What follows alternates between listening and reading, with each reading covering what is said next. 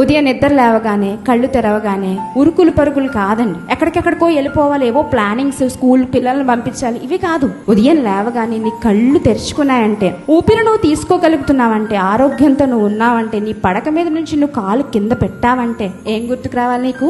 నీ మొదటి స్వరం. అంటే నువ్వు నిద్ర లేవగానే నీ వాయిస్ వస్తే చూసావా, ఆ ఫస్ట్ వాయిస్ నీ భర్తకి వినిపించాలని hi dear I love you అది కాదు నువ్వు చెప్పాల్సింది. నీ మొదటి స్వరం, నీ వోకల్ కార్డు తెరుచుకోగానే దేవుడికి వెళ్ళిపోవాలి ప్రార్థన.